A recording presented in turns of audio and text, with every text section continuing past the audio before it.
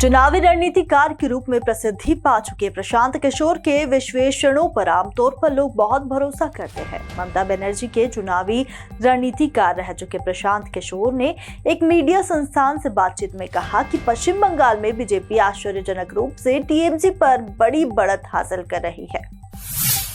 प्रशांत किशोर ने कहा कि मैं अनुमान लगा रहा हूं कि भाजपा हर मायने में बंगाल में टीएमसी से ज्यादा अच्छा प्रदर्शन कर रही है। लोकसभा चुनाव में बंगाल से चौंकाने वाले नतीजे देखने के लिए तैयार रहिए, जो कि भाजपा के पक्ष में होंगे। जब मैं कहता हूं कि भारतीय जनता पार्टी लोकसभा चुनाव में बंगाल में सिंगल सबसे बड़ी पार्टी बनकर उभरेगी, तो कुछ लोग कह देते हैं कि अरे तुम तो भाजपा के एजेंट हो, इसलिए ऐसा कहते हो। अगर मैं ऐसा नहीं कहूंगा तो प्रोफेशनली में ईमानदार नहीं कहलाऊंगा। सवाल ये उठता है कि आखिर प्रशांत किशोर ये बातें किस आधार पर कर रहे हैं, क्योंकि 2019 के लोकसभा चुनावों के बाद बंगाल में बीजेपी के लिए परिस्थितियां ठीक नहीं रही। चाहे विधानसभा चुनाव हो या स्थानीय निकाय चुनाव, सभी में बीजेपी की दुर्गति ही हुई है। उपचुनावों में बीजेपी को टीएमसी ने परास्त कर दिया। बीजेपी के तमाम कद्दावर नेता मंत्री तक पार्टी छोड़कर टीएमसी शामिल हो चुके थे।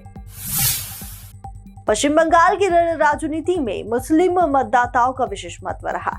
राज्य की हिंदू आबादी कुल आबादी का लगभग 71% है। लोकसभा चुनाव 2019 में बड़ी संख्या में हिंदू वोटों को ध्रुवीकरण हुआ है। कई सर्वेक्षणों के अनुसार करीब 55% हिंदू वोट बीजेपी के पक्ष में गए। शायद यही कारण है कि इस बार बीजेपी भावनात्मक मुद्दे पर ही फोकस करेगी। भाजपा सांसद और राज्य के पूर्व अध्यक्ष दिलीप घोष का कहना है कि राम मंदिर के मुद्दे ने पहले भी भाजपा को फायदा पहुंचाया और इस बार भी यह पश्चिम बंगाल समेत देश भर में हिंदुओं को एकजुट करने में हमारी मदद करेगा। सीएए के चलते भी हिंदू वोटों का ध्रुवीकरण और अधिक होने की उम्मीद है। और फिलहाल अभी के लिए इतना ही। नमस्कार, मैं हूं परिधि। खबरों के लिए बने रहिए प्रदुभाषी के साथ।